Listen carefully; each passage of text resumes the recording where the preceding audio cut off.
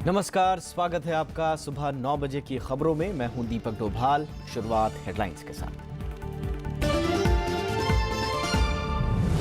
मंदसौर हिंसा की जांच के लिए एक सदस्यीय आयोग गठित, 3 महीने में मांगी रिपोर्ट। वित्त मंत्री ने कहा, राज्यों को अपने दम पर जुटाना होगा किसान कर्ज माफी के लिए संसाधन। पुलवामा में सीआरपीएफ कैंप पर ग्रेनेड से हमला, 2 जवान घायल। पुंछ में घुसपैठ की कोशिश नाकाम, भारी मात्रा में हथियार और सामान बरामद।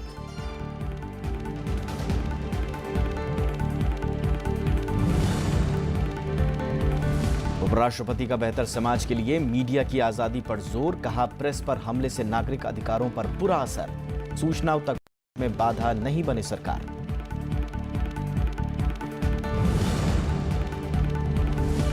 जलवायु परिवर्तन से निपटने के प्रयास तेज करेंगे G7 देश। इटली में हुई बैठक में ऐलान, कहा अमेरिका के पेरिस समझौते से हटने का नहीं पड़ेगा असर।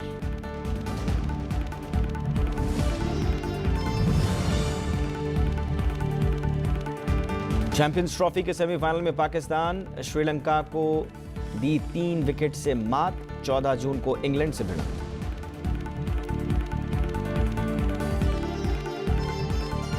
मध्य प्रदेश के मंदसौर में किसानों पर हुई गोलीबारी की जांच के लिए एक सदस्यीय जांच आयोग गठित किया गया है। हाईकोर्ट के रिटायर्ड जस्टिस JK जैन इस आयोग की अध्यक्षता करेंगे। सरकार ने आयोग को इस पूरे मामले में 3 महीने के अंदर रिपोर्ट सौंपने को कहा है। किसानों के आंदोलन के दौरान 5 लोगों की मौत किन परिस्थितियों में हुई, आयोग इसकी जांच करेगा। इसके अलावा वो गोलीबारी की घटना के सभी पहलुओं की भी जांच करेगा। 6 जून को हुई इस गोलीबारी में 5 किसानों की मौत हुई थी। इसके साथ ही राज्य सरकार ने गृह सचिव मधु खरे का भी तबादला कर दिया है। उनके विभाग की जिम्मेदारी अब केदार शर्मा को दी गई है। और इधर महाराष्ट्र में किसान कर्ज माफी के ऐलान के बाद इसकी शर्तों पर बहस छिड़ गई है।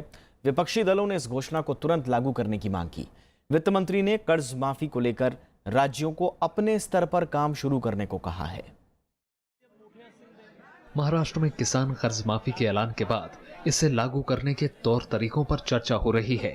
राज्य सरकार ने एक उच्च स्तरीय समिति बनाई है। समिति ख्याल रखेगी कि कर्ज माफी का फायदा अमीर किसानों को नहीं मिले। शिवसेना का कहना है कि किसान आंदोलन के कारण ही सरकार कर्ज माफी पर मजबूर है।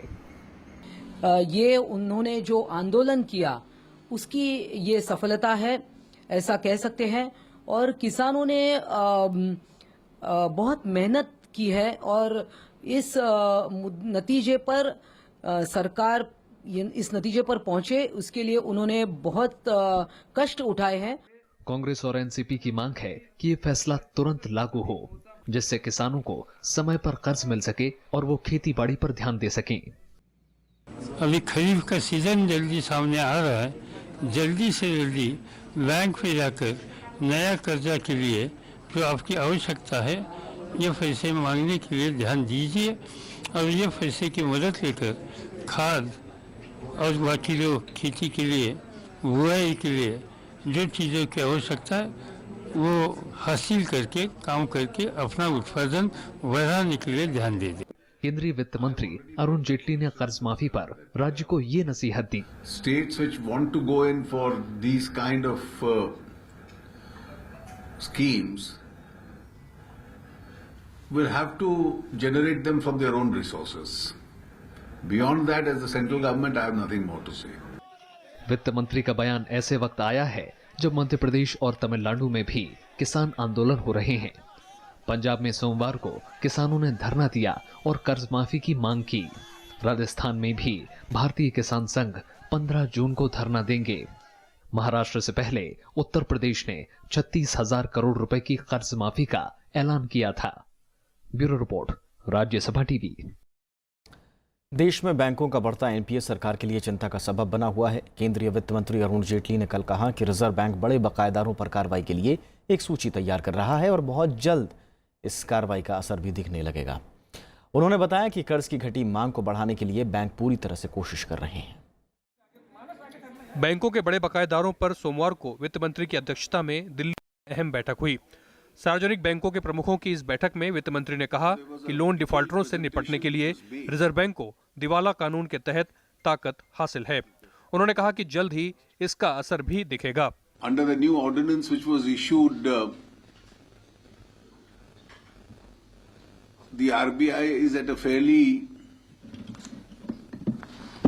advanced stage of preparing a list of those debtors where a resolution is required through the IBC process. And you will shortly be hearing about it. वित्त मंत्री ने बताया कि इस नए कानून के तहत बड़े डिफॉल्टरों के खिलाफ 81 मामले दर्ज हैं और 18 के खिलाफ कार्रवाई शुरू हो चुकी है। उन्होंने बाजार में कर्ज की घटती मांग के सवालों का भी जवाब दिया। बाजार में कर्ज की मांग पिछले साल 10.7% थी, जो अभी घटकर 5.08% के निचले स्तर पर पहुंच चुकी है। अरुण जेटली ने कहा कि बैंक अपनी मौजूदा क्षमता में इसे लगातार बढ़ाने की कोशिश में है। You see, the banks are making their best effort through their infrastructure that is available to them to give the credit whenever asked for. But that's a part of the overall demand in the economy also. It's not related to banks alone.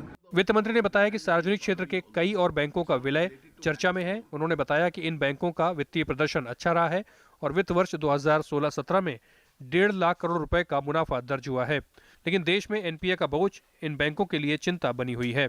आंकड़ों के मुताबिक बैंकों का 5 लाख करोड़ रुपए बतौर NPA अटका पड़ा है। पंचानन मिश्रा, राज्यसभा टीवी।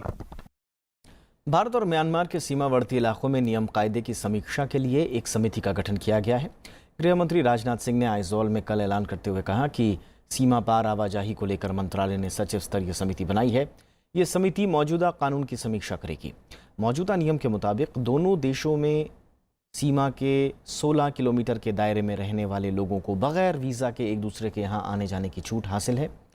गृह मंत्री ने कहा कि कई बार उग्रवादी छिपने और अपराध को अंजाम देने के लिए इस नियम का फ़ायदा उठा लेते हैं, लिहाजा आवाजाही से जुड़े नियमों की समीक्षा कर समान कानून बनाने की गुंजाइश तलाशने की कोशिश की जाएगी। I constitute a committee headed by Special Secretary Internal Security to examine the present rules and regulations adopted by the border states for implementation of free movement regime and to give recommendations for uniform and effective implementation of free movement regime. सरकार ने दावा किया है कि इस साल के अंत तक देश के हर गांव में बिजली पहुंचा देने का लक्ष्य पूरा कर दिया जाएगा। सरकार के 3 साल पूरी होने के मौके पर ऊर्जा राज्य मंत्री पीयूष गोयल ने मंत्रालय की उपलब्धियां गिनाई। उन्होंने कहा कि हर घर को 24 घंटे और सस्ती बिजली देना सरकार की प्राथमिकता है। उन्होंने कहा कि सरकार ऊर्जा नीति तैयार करने की प्रक्रिया में है। उन्होंने कहा कि उदय योजना की वजह से बिजली वितरण कंपनियों को हो रहे नुकसान में कमी आई है। पीयूष गोयल ने कहा कि देश में पर्याप्त कोयला क्षमता है और दुनिया में कहीं से भी कोयला आयात करने की जरूरत नहीं है। We are in the process of drawing up energy policy which will be for next 25-30 years and will help India ensure that at all points of time we have the right energy mix. Of course, technologies keep evolving. You have new technologies coming up. So we will certainly be having an evolutionary policy or dynamic policy. चुनाव आयोग ने कानून मंत्रालय से उसकी ताकत बढ़ाए जाने को कहा है। आयोग ने उन शक्तियों की मांग की है जो अदालतों के पास होती है। इसके लिए आयोग ने एक पत्र भी लिखा है। दरअसल चुनावों के बाद कई मौक़ों पर राजनीतिक दलों ने चुनाव आयोग को घेरने की कोशिश की है। ताज़ा मामला ईवीएम विवाद का है। लगातार राजनीतिक दलों की बयानबाजी का शिकार हो रहे चुनाव आयोग ने सरकार से शक्तियों की मांग की है। आयोग ने सरकार से कहा है कि उसके पास भी अदालतों की तरह अवमानना का अधिकार होना चाहिए। इस मामले में निर्वाचन आयोग ने अप्रैल में कानून मंत्रालय को एक चिट्ठी भी लिखी थी। इसमें कहा गया है कि अगर आयोग पर झूठे आरोप लगाकर उसकी छवि बिगाड़ने की कोशिश की जाए तो आयोग ऐसे लोगों या राजनीतिक दलों को नोटिस दे सके और उनके खिलाफ कार्रवाई कर सके। चिट्ठी में चुनाव आयोग ने पाकिस्तानी चुनाव आयोग समेत कई दूसरे देशों के चुनाव आयोगों का उदाहरण भी दिया है, जहां उनकी छवि बिगाड़ने वालों के खिलाफ आयोग कार्रवाई कर सकते हैं। फिलहाल ये मामला सरकार के पाले में है। खासकर मेरे टेबल पे इस तरह की चिट्ठी नहीं आई है, लेकिन अगर ये चिट्ठी आएगी तो भारत के संविधान के परिधि में और पार्लियामेंट इस तरह का कानून बना सकती है या नहीं, उसको सारों को एग्जामिन किया जा करके मेरा मानना है कि हम पॉजिटिव निर्णय लेंगे इसमें। आयोग की इस मांग को लेकर कुछ राजनेताओं ने सहमति भी जताई है। नहीं, ये बदले की भावना से नहीं किया जाना चाहिए, लेकिन चुनाव आयोग के पास सब तरह के हथकंडों से निपटने के अधिकार अतिरिक्त होने चाहिए। मैं भी इसका पक्षधर हूँ। चुनाव आयोग एक संवैधानिक संस्था है जो देश में संसदीय चुनाव के अलावा राष्ट्रपति और उपराष्ट्रपति जैसे महत्वपूर्ण पदों के लिए चुनाव कराती है। जनवरी फरवरी में हुए विधानसभा चुनावों के नतीजों के बाद उठे ईवीएम के मुद्दे और सवालों के बीच आयोग पर कुछ राजनेताओं ने पक्षपात करने के आरोप लगाए थे। आम आदमी पार्टी ने कुछ चुनाव आयुक्तों की निष्पक्षता पर भी सवाल उठाए थे। Bureau report, Rajya Sabha TV. सत्ताधारी बीजेपी ने राष्ट्रपति चुनाव की तैयारियां शुरू कर दी हैं। उम्मीदवार पर आम राय बनाने के लिए 3 सदस्यों की समिति बनाई गई है। इसमें गृह मंत्री राजनाथ सिंह, वित्त मंत्री अरुण जेटली और सूचना और प्रसारण मंत्री एम वेंकैया नायडू शामिल हैं। पार्टी ने बयान में कहा कि ये समिति बीजेपी के सहयोगियों और विपक्षी दलों से बात करेगी और आम राय बनाने की कोशिश करेगी। राष्ट्रपति चुनाव के लिए 17 जुलाई को वोट डाले जाएंगे। 20 जुलाई को नतीजों का ऐलान होगा। नामांकन की प्रक्रिया बुधवार से शुरू होगी और 28 जून तक चलेगी। विपक्षी दल भी सर्वसम्मत उम्मीदवार के लिए आपस में चर्चा कर रहे हैं। गोरखा जनमुक्ति मोर्चा की तरफ से सरकारी दफ्तरों में अनिश्चितकालीन बंद का दार्जिलिंग में साफ असर दिख रहा है। बंद के चलते सैलानियों के बीच संशय का माहौल है और वहां से वो लौटने लगे हैं। दार्जिलिंग समेत आसपास के जिलों में सुरक्षा के भारी इंतजाम किए गए हैं। इधर पश्चिम बंगाल सरकार का कहना है कि कुछ लोग राजनीतिक लाभ हासिल करने के लिए ऐसा कर रहे हैं। दार्जिलिंग के चप्पे चप्पे पर आज ऐसी ही तस्वीरें देखने को मिली। गोरखा जनमुक्ति मोर्चा की तरफ से बंद के आह्वान के बाद सुरक्षा के कड़े इंतजाम किए गए। किसी भी अनहोनी की आशंका को टालने के लिए अर्धसैनिक बलों की टुकड़ियां उतारी गईं। अब तक कई लोगों को गिरफ्तार किया गया है। Situation is under control and 3 persons have been arrested for yesterday's incident. Darjeeling और कलिम्पोंग जिले में बंद का सबसे ज्यादा असर देखने को मिला। ज्यादातर सरकारी दफ्तरों में कर्मचारी काम पर नहीं आए। हालांकि कुछ कर्मचारी इसके बावजूद दफ्तर पहुंचे। देखेंगे, नहीं होने से तो चला जाएगा, फिर अब नहीं होने से चला जाएगा। क्या लगता है ऑफिस होगा? अटेंडेंस ठीक ठाक रहेगा? मालूम नहीं है, हम तो नीचे से आना पड़ता है ना सुबह, आगे बच्चे को छोड़ के। क्या देखेंगे। शहर में कई दुकानें भी बंद रहीं और जो खुली रहीं उनका मानना है कि अगर गोरखा जनमुक्ति मोर्चा दुकान बंद करने का आह्वान करता है तो वो बंद के साथ जाएंगे। सबसे ज्यादा असर सैलानियों पर पड़ा है और गोरखा जनमुक्ति मोर्चा के आह्वान के बाद पर्यटक आनन फानन में शहर छोड़कर जा रहे हैं। हम लोग का डिपार्चर 3 बजे है, लेकिन हम लोग 8 बजे सुबह, 7 बजे सुबह, 6 बजे सुबह निकल जा रहे हैं यहाँ से, क्योंकि कुछ भी रास्ता पे हो सकता है, ये हम लोग सोच लिया है। इसीलिए अगर ऑफिस दफ्तर बने तो शायद रोड पे भी कुछ प्रॉब्लम हो सके। दार्जिलिंग को तो फर्क पड़ेगा ही, लेकिन अब मोर्चा ने बोला है तो मोर्चा का पालन तो करना ही पड़ेगा। जो बोलेंगे मोर्चा उसका तो पालन करना ही पड़ेगा। दुकान तो जब बोले हैं कि बंद नहीं रहेगा तो दुकान तो बंद नहीं होना चाहिए। जब लास्ट में वो बोलेंगे कि दुकान बंद करना है तो वो भी किया जाएगा। गोरखा जनमुक्ति मोर्चा का दावा है कि बंद के लिए वो किसी भी तरह बल प्रयोग नहीं कर रहे, बल्कि लोग खुद इसके समर्थन में दफ्तरों का बहिष्कार कर रहे हैं। फिलहाल पूरे मामले में पार्टी केंद्र सरकार के हस्तक्षेप के इंतजार में है। इंडिफिनेट ऑफिसेस बंद, ऑफिसेस क्लोजर हुआ है। हम लोग ने फोर्सिबल बंद नहीं किया है। अभी सेंट्रल गवर्नमेंट का इंटरवेंशन का हम लोग चाह रहा है तो सेंट्रल गवर्नमेंट इंटरवेंशन करे। वहीं पश्चिम बंगाल सरकार का कहना है कि राजनीतिक फायदा हासिल करने के लिए कुछ लोग इस आंदोलन को शह दे रहे हैं। This is a political game and for personal benefit of few person they are spoiling the whole life of the Darjeeling people. Mamata Banerjee recently taken a decision to set up a secretariat at the hills. Bangla भाषा को स्कूलों में अनिवार्य किए जाने से शुरू हुआ ये आंदोलन अब अलग गोरखालैंड की मांग तक पहुंच गया है। Bureau report, Rajya Sabha TV. एक छोटा सा ब्रेक लेते हैं, जल्द हाजिर होंगे।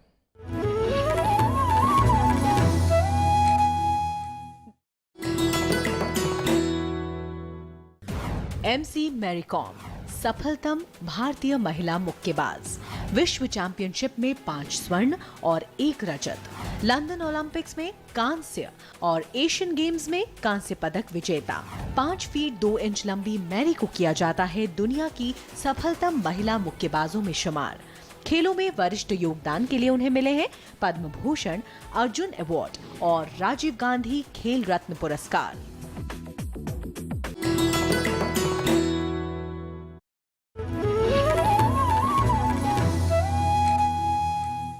घाटी में नियंत्रण रेखा पर आतंकी गतिविधियां जारी हैं और भारतीय सेना हर तरह के हालात पर नजर बनाए हुए है।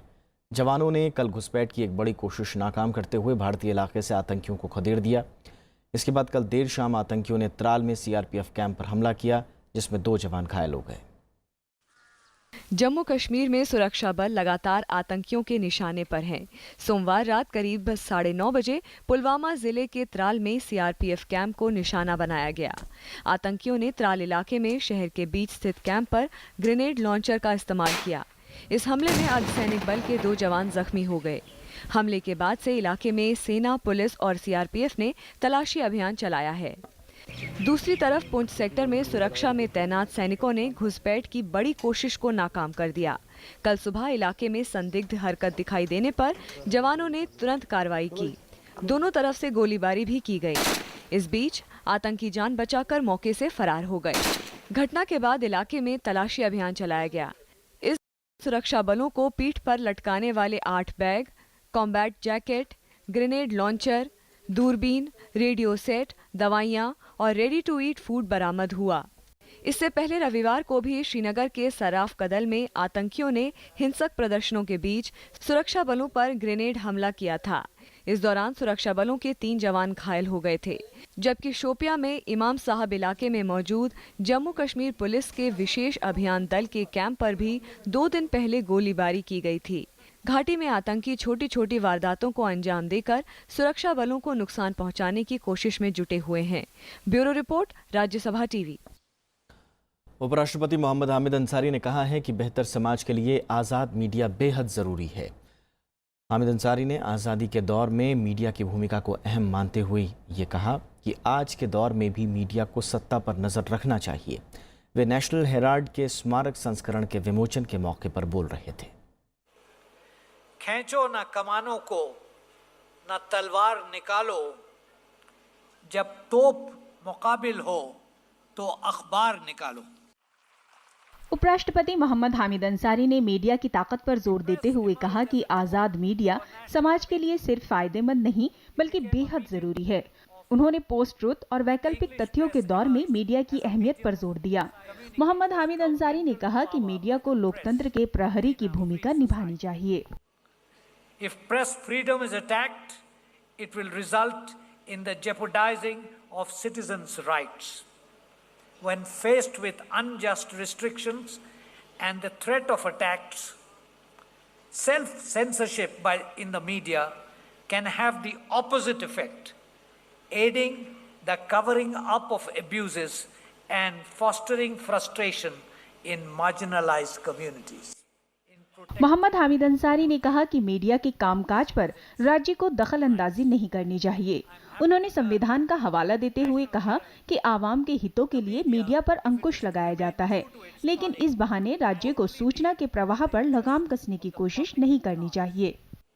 By the same token, the state shall not impede the free flow of information that will go a long way in protecting and promoting the citizens' rights. The media, if it is to remain true to its calling, has to do likewise. उपराष्ट्रपति ने आजादी के दौर में media की भूमिका को अहम करार देते हुए कहा कि मीडिया हमेशा देश को जगाने का काम करता रहा है। नेशनल हेराल्ड के स्मारक संस्करण के मौके पर हामिद अंसारी ने ये बातें कहीं। इससे पहले संस्करण की पहली प्रति उन्हें भेंट भी की गई। इस मौके पर कांग्रेस उपाध्यक्ष राहुल गांधी ने केंद्र सरकार की कड़ी आलोचना की। उन्होंने कहा कि सरकार आलोचना की कोई भी आवाज बर्दाश्त नहीं कर पा रही है। The power of truth is being completely replaced by the truth of power.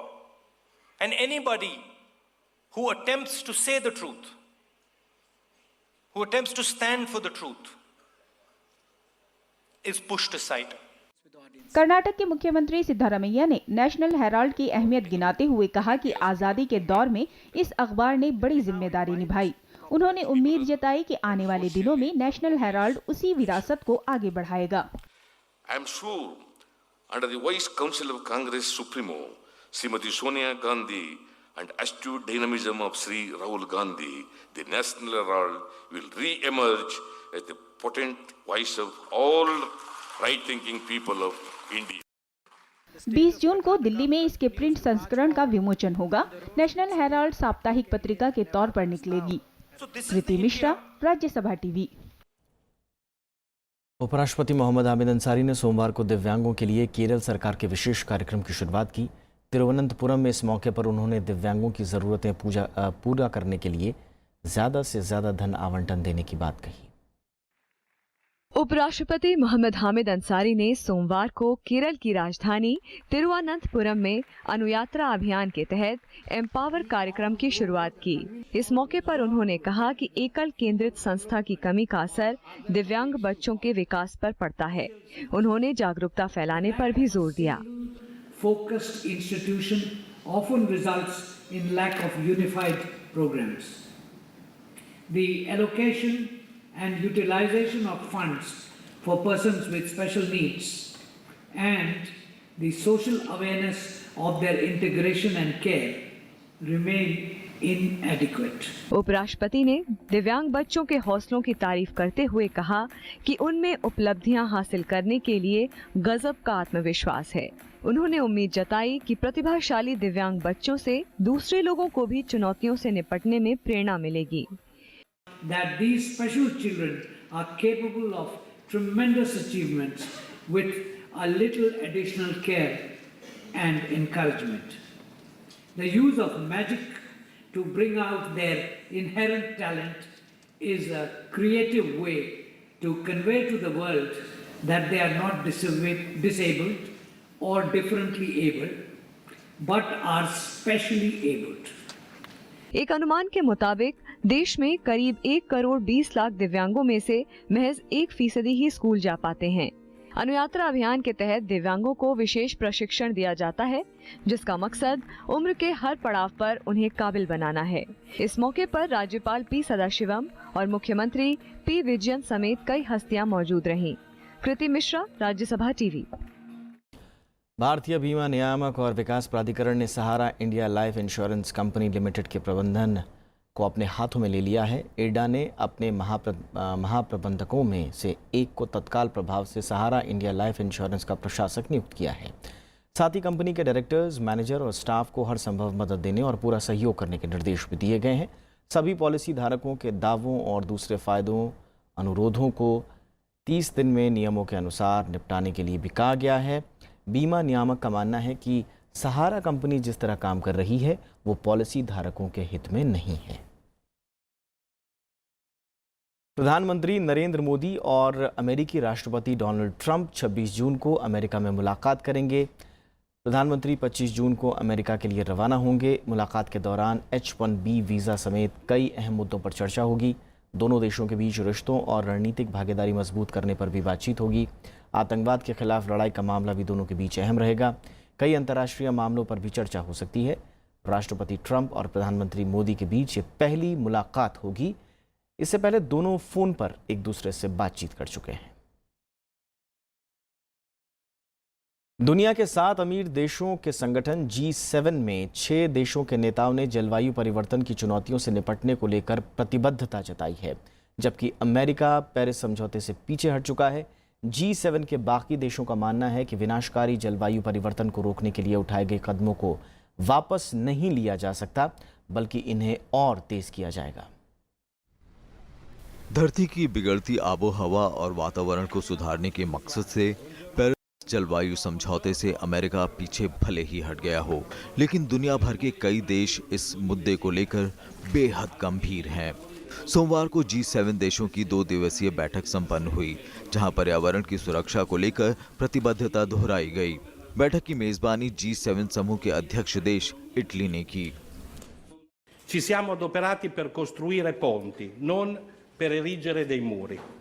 Italia, Francia, Germania, Giappone, Canada, Regno Unito e Unione Europea Paris समझौते को लेकर फ्रांस ने कहा कि अमेरिका के मित्र देश डोनाल्ड ट्रंप के फैसले का पर्यावरण के मुद्दों पर असर नहीं पड़ने देंगे। Le dialogue ne va pas s'interrompre pour autant. D'abord, le dialogue environnemental ne se limite pas à l'enjeu climatique. Et il y a un certain nombre de sujets qui ont été abordés ici à Bologne qui, quelque part, contribuent également. बैठक में मौजूद बाकी सदस्यों ने भी पर्यावरण के खतरों की चुनौती से निपटने पर जोर दिया। साथ ही अमेरिका के समझौते से पीछे हटने के फैसले पर सवाल खड़े किए। Let us be very clear on the point of the irreversibility of the Paris Agreement. The European Union will not renegotiate the Paris Agreement. Now it is time for action. The world's priority is implementation. G7 समूह 7 प्रमुख औद्योगिक अर्थव्यवस्थाओं को मिलाकर बनाया गया है। Italy के शहर बोलोग्रा में संपन्न हुए इस सम्मेलन में G7 देशों के साथ यूरोपीय संघ और 4 मेहमान देशों ने भी हिस्सा लिया। सम्मेलन के एजेंडे में ग्लोबल वार्मिंग और जलवायु परिवर्तन से निपटने का मुद्दा भी शामिल था। इस महीने की शुरुआत में अमेरिकी राष्ट्रपति डोनाल्ड ट्रंप ने 2015 में हुए पेरिस जलवायु समझौते से पीछे हटने की घोषणा की थी। समझौते को पक्षपातपूर्ण बताते हुए उन्होंने समझौते की शर्तों पर नए सिरे से मोलभाव करने की बात कही थी। Bureau report, Rajya Sabha TV. दक्षिण पश्चिम मानसून ने पश्चिम बंगाल में दस्तक दे दी है। राज्य में मानसून ने तय समय से 3 दिन पहले दस्तक दी है। यहां गर्मी से जूझ रहे लोगों को राहत मिली है। मौसम विभाग ने उत्तर बंगाल के कई जिलों में तेज़ बारिश होने की संभावना जताई है। वहीं मुंबई समेत पूरे कोंकण क्षेत्र में भी मानसून पहुंच गया है। मुंबई के सायन, वडाला और किंग सर्किल इलाकों में तेज़ बारिश की वजह से पानी भर गया है। अब उत्तर भारत के लोगों को मानसून का बेसब्री से इंतजार है। सोमवार को भारतीय निशानेबाज जीतू राय और हीना सिद्धू ने ISSF विश्व कप के मिक्स टीम एयर पिस्टल प्रतियोगिता में स्वर्ण पदक जीत लिया है। दोनों ने 10 metre air pistol mix team event में गोल्ड मेडल जीता। इस प्रतियोगिता में भारत का ये पहला पदक है। जीतू राय और हीना सिद्धू ने रूस को 7-6 से मात दी। पाकिस्तान के मुकाबले में पाकिस्तान ने श्रीलंका को 3 विकेट से हरा दिया। श्रीलंका ने पहले बल्लेबाजी की और 49.2 ओवर में पूरी टीम 236 रन पर ऑल आउट हो गई। वहीं लक्ष्य का पीछा करने उतरी पाकिस्तानी टीम ने 44.5 ओवर में 7 विकेट खोकर जीत हासिल की। पाकिस्तानी टीम के कप्तान सरफराज अहमद शानदार बल्लेबाजी करते नजर आए और 61 रन बनाकर नाबाद रहे। 14 जून को पाकिस्तान का सेमीफाइनल इंग्लैंड से होगा, जबकि 15 जून को दूसरे सेमीफाइनल में भारत का मुकाबला बांग्लादेश से होगा। दिलकश आवाज़ से हर गज़ल प्रेमी के दिल में जगह बनाने वाले मेहदी हसन साहब की आज पुण्यतिथि है। आइए उन्हें याद करते हैं।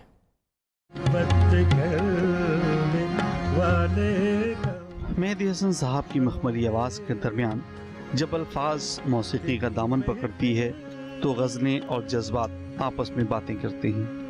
मेहदी हसन साहब को शहनशाह गज़ल यूं ही नहीं कहा जाता। उन्हें मौसीकी विरासत में मिली। 1900 कराची रेडियो स्टेशन से जुड़कर गायन के सिलसिले को जारी रखा। जिसने मेरे दिल को दर्द दिया उस शक्ल को मैंने बुलाया नहीं। जिंदगी एक सफर है, अर्ज़े नियाज और होशे हस्ती आज भी गज़ल प्रेमियों के दिलों पर छाई हुई है। इसके अलावे उन्होंने रफ्ता रफ्ता और शोला था जल बुझाऊं जैसे बेहतरीन गज़लों को आवाज़ दी।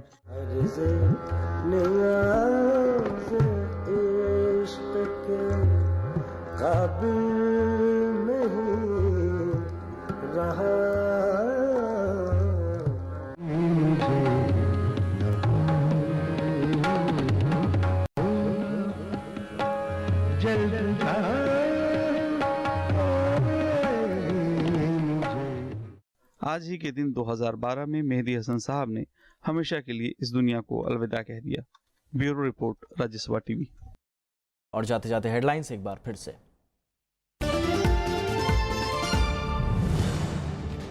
मंदसौर हिंसा की जांच के लिए 1 सदस्यीय आयोग गठित, 3 महीने में मांगी रिपोर्ट। वित्त मंत्री ने कहा राज्यों को अपने दम पर जुटाने होंगे किसान कर्ज माफी के लिए संसाधन।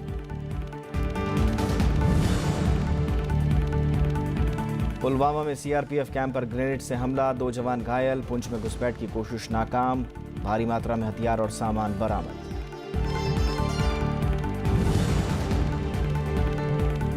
उपराष्ट्रपति का बेहतर समाज के लिए मीडिया की आज़ादी पर जोर, कहा प्रेस पर हमले से नागरिक अधिकारों पर बुरा असर, सूचनाओं तक पहुंच में बाधा नहीं बने सरकार।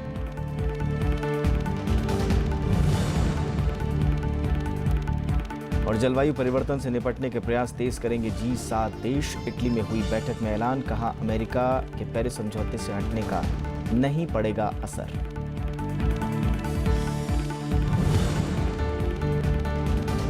और चैंपियंस ट्रॉफी के सेमीफाइनल में पाकिस्तान श्रीलंका को दी 3 विकेट से मात, 14 जून को इंग्लैंड से भिड़ा। और आगे देखिए हमारी खास पेशकश ग्राउंड रिपोर्ट। नमस्कार।